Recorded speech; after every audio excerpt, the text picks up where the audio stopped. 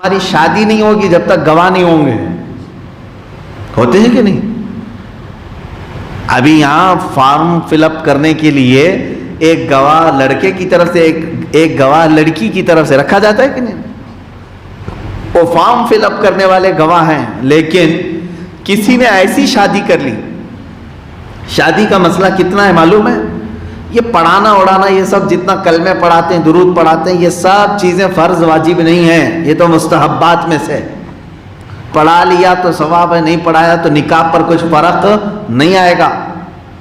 لیکن نکاح کی اصل چیز کیا ہے؟ ایجاب و قبول. بس 2 لفظ میں پورا نکاح ہو جاتا ہے. لڑکی نے کہا مجھے منظور ہے، لڑکے نے کہا مجھے قبول ہے، نکاح ہو گیا.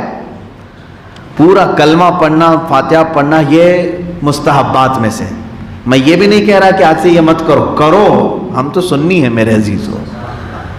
لیکن نکاح کی جو اصل چیز ہے وہ کیا ہے؟ ایجاب و قبول.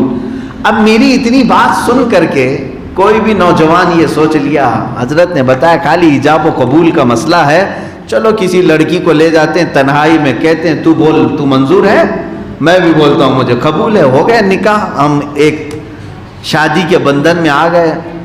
میرے عزیزو اس طرح تنہائی میں بیٹھ کر کے 2 لوگ نکاح کر لیں تو جیسے میں نے کہا خالی ایجاب و قبول کا نام نکاح ہے، وہ نوجوان یہ سمجھا کہ میرا نکاح ہو گیا. نہیں، نکاح نہیں ہوا، یہ حرام کیا تم نے. کیونکہ شریعت نے نکاح کے ایجاب و قبول کے ساتھ گواہوں کو بھی شرط میں رکھا ہے. تمہیں بتانا پڑے گا سب کو کہ نکاح کر رہے ہو.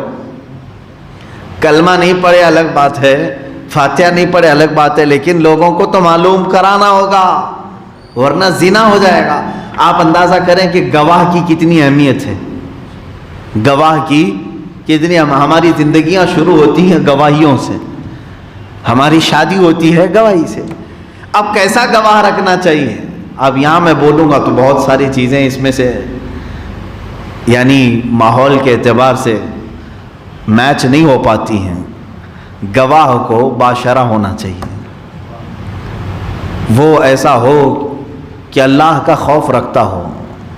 لیکن ایسا ڈھونڈنے جائیں گے تو نکاح مشکل ہو جائے گا، اس لیے کہ پورے شہر میں 1-2 ملیں گے اور انہی کو سب شادیوں میں گھمانا پڑے گا. تو ظاہر سی بات تو دونوں کی طرف سے کسی کو بھی گواہ بنا دیتے ہیں. ادھر کا ماموں ادھر کا چاچا، کوئی بھی ایک گواہ ہو جاتا ہے. لیکن جو گواہ کی کوالٹی ہے، مثال کے طور پر آپ دیکھیں چاند کی گواہی بھی لینے کے لیے کہا گیا. یہ دیکھو فاسق و فاجر تو نہیں ہے.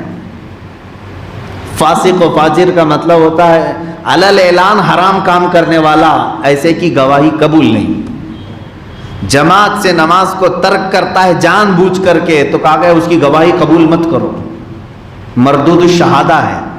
جو طاقت ہونے کے باوجود مسجد میں آ کر نماز نہیں پڑھتا اس کو کہا ہے شریعت نے کہ وہ مردود الشہادہ ہے، یعنی اس کی گواہی نہیں ایکسیپٹ کی جائے گی، قبول نہیں. زنا میں کبھی مشہور ہو گیا ہے یا پھر حرام کام کرنے میں مشہور ہو گیا ہے، سود لیتا ہے، اس کی گواہی نہیں لی جائے.